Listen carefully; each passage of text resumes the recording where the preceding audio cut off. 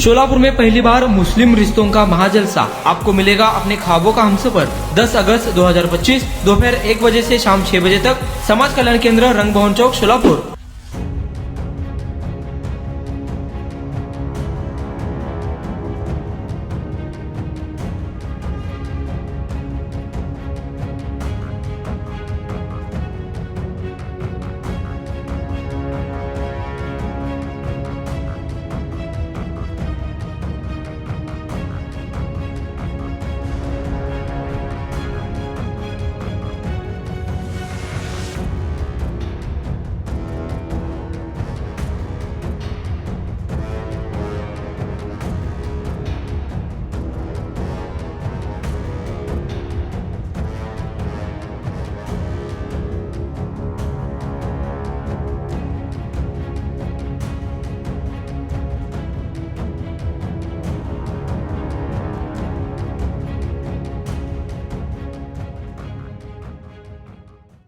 आता आपण सध्या दक्षिण सोलापूर तालुक्यातील कासेगाव या ठिकाणी दाखल झालेलो आहोत।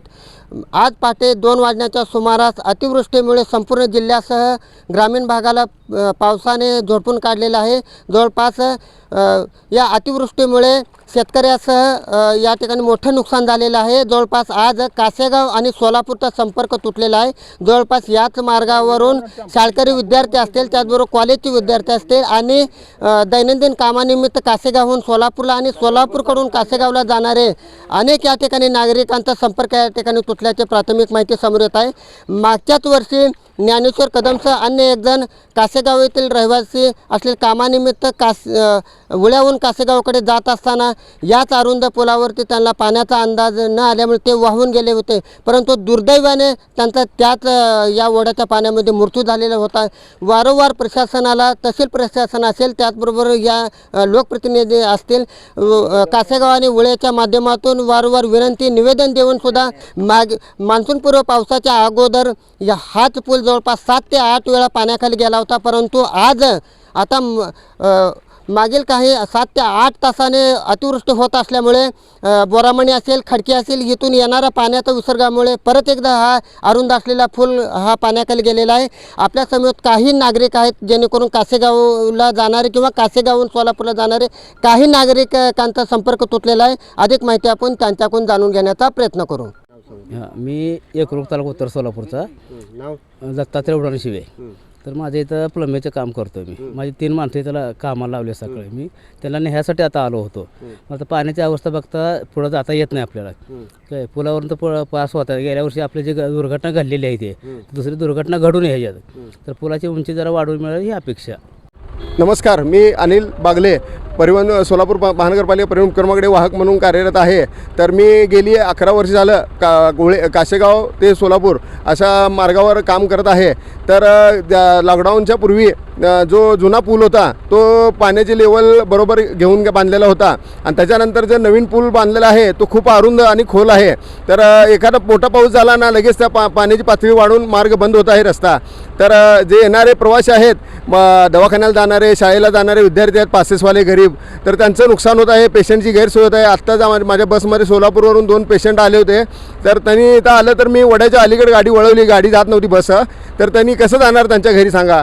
तर अशामुळं नागरिकांची खूप गैरसोय होत आहे। आम्ही ग्रामपंचायतीकडे पाठपुरावा केलेला आहे। तर लवकरात लवकर हा पूल होऊन नागरिकांची गैरसोय दूर व्हावी अशी मी आमच्या परिवहन उपक्रमाच्या वतीने मागणी करतो। कल सुबह का दवाखाने को 12 बजे गए थे।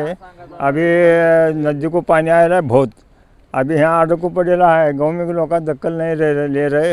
गए बरस से 2 आदमी वहाँ को गए, उन भी दखल नहीं ले। अभी जाने को रास्ता नहीं है। यहाँ 20-25 आदमी रोड पर ठहरेला है। ठीक है, जल्दी फुल बना तो अच्छे होंगे। परेशानी में हैं लोग बहुत, यहाँ काशीगाव के लोग। तर माझं नाव भूमी समाधान उडाणशिवे आहे। मी येथे काशीगावमध्ये राहते। आम्ही सकाळी दवाखान्यासाठी गेलतो, पण दुसऱ्या वाटेने गेलतो, पण आता सध्याला आमच्या गावात बस आहे।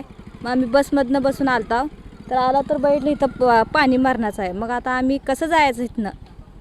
तुमची मागणी काय आहे? आमची मागणी फक्त आहे की पूल जरा उंच बांधाव। म्हणजे इथं दवाखान्यात तेवढी सोय आहे पण तेवढी नाही, पण सोलापूरला जावं लागते ना। मग आम्ही असं पाणी जर वाढल्यावर आम्ही कुठनं जायचं? एवढी आमची मागणी आहे का? हां, म्हणजे आमची मागणी आहे की पूल जरा अनेक उंच बांधाव।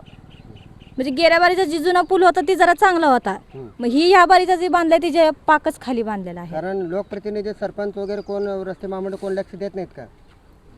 नाही, कोण लक्ष देत नाही तेवढं. कारण सोलापूरहून कासेगावला आणि कासेगावहून सोलापूरकडे जाणारे नागरिकांचा दोन म्हणजे गावाशी संपर्क तुटलेला आहे, जेणेकरून सकाळपासूनच जे काही नागरिक हे दवाखान्यानिमित्त सोलापूरला गेले होते, आपल्या दैनंदिन कामानिमित्त काही सोलापूरलाही गेले होते. त्याचबरोबर शाळकरी विद्यार्थी असतील आणि कॉलेजचे विद्यार्थीसुद्धा सोलापूरच्या दिशेने अडकल्याचे या ठिकाणी स्पष्ट दिसत आहे. कॅमेरामॅन अनिल कांबळेसह नारायण घंटे, लोकप्रधान न्यूज, सोलापूर.